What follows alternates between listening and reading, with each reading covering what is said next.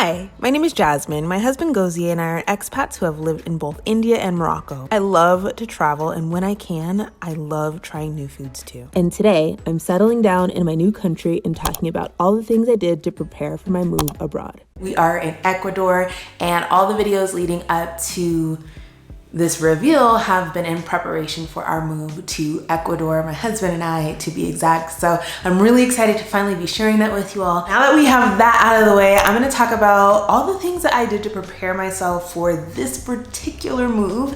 And the list is quite long, but very important. Clearly, you all have seen me traveling back and forth to Colorado, and a lot of the videos that I recently put out were a series of Colorado related videos.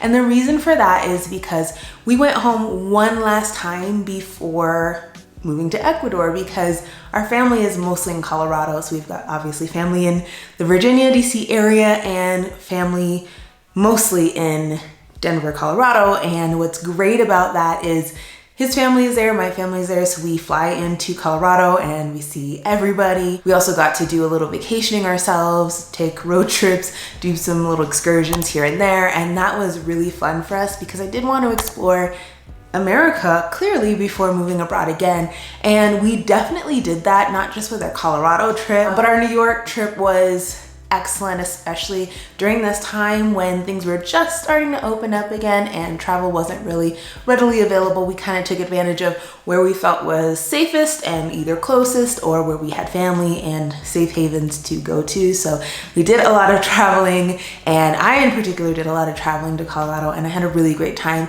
And I do recommend, I know that a lot of expats are the type to really disassociate with family. I'm not that type, so I find it very important for me to see my family, be physically in their presence at least one time or more before moving abroad, because we all know life is not certain. Tomorrow's not even promised, so it's important to make peace with folks if you have a little bit of bad blood, or just to, again, be in their presence. Some of the practical things that we did were actually make appointments to go to doctors and the dentist, and all of the things that we knew we needed to do before moving abroad. People ask me all the time, for example, in Ecuador, if people have teeth, which everybody has teeth, why not just go to a dental office in Ecuador?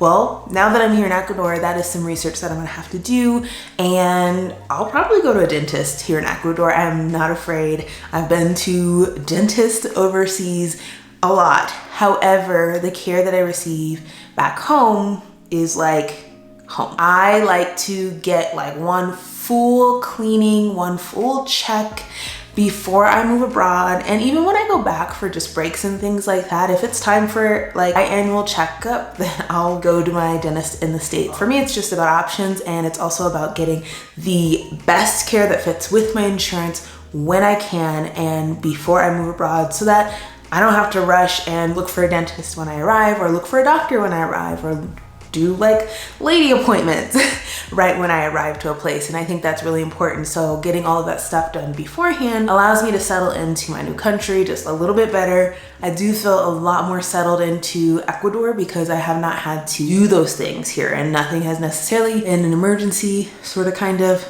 I mean, I'm making a whole another video, same outfit, same everything, about some of the things that have occurred thus far here in Ecuador, but I'll save that for a later date. So something that was really important was getting our passports renewed and also getting visas for Ecuador, because Ecuador does in fact require visas. And I believe the visa requirement is if you are staying more than 90 days. Do your research though. I will put a link down below to what I reference, but we are clearly living here and we're going to clearly be staying more than 90 days. So we got an actual visa put into our passport. But what we didn't realize is about a month or so before we were supposed to depart, our passports were expired.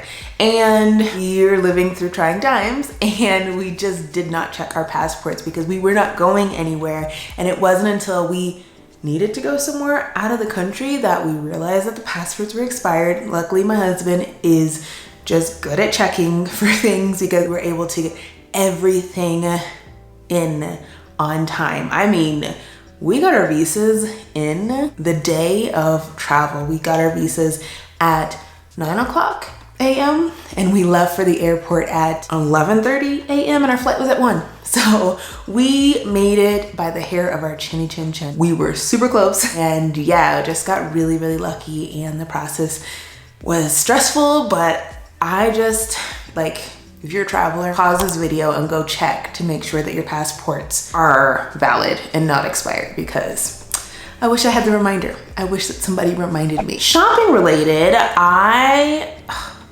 did in fact do some damage, not gonna lie. I got stuff for the home, I got some jewelry, I got some hair, just like some braiding hair, some hair products, some makeup, stuff like that, because for me, it's similar to all the other preventative measures. I just wanted to have everything. Being able to get color matched with foundation, because I just do not need to worry or feel like I need to rely on potentially getting color matched in another country if I don't even know if they have like my color for certain things. So it's just easier to get color matched and get all my products in the States, especially natural hair products and things like that, because I have lived in countries where there are 0 natural hair products or 0 foundations for women of my complexion or darker. So I like to get those things in the States ahead of time, have them shipped with me, or I'll put them in my suitcase, you know, with me, so that I don't have to immediately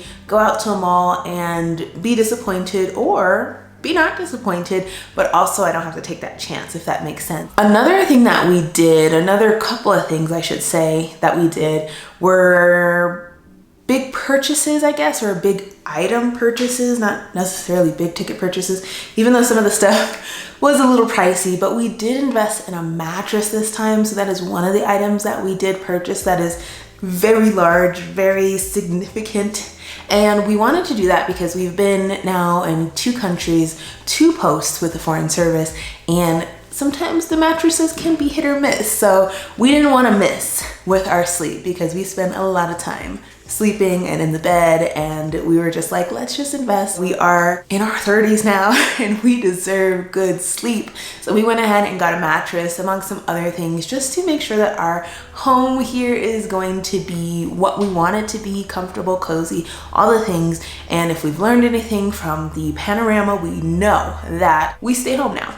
We stay home more than we travel, and of course we're going to be traveling, but the times that we will be spending at home, we want to enjoy those times. So I think that's it. I can't think of anything else in particular that we did to prepare for our move to Ecuador, but if I think of anything else, I will put it in the blog post I will write at thejazzynation.com. There's always going to be a blog post to every video, so always check out the site for additional information. And yeah, I'm just so happy that I finally get to share this news with you all. And if you have any questions, please leave them down below of this video or of this blog post if you're watching on my website, and I will of course answer them. And if we have some good juicy questions, maybe I'll do a part 2 or just a follow-up to this video for you. So yeah, I think that's it.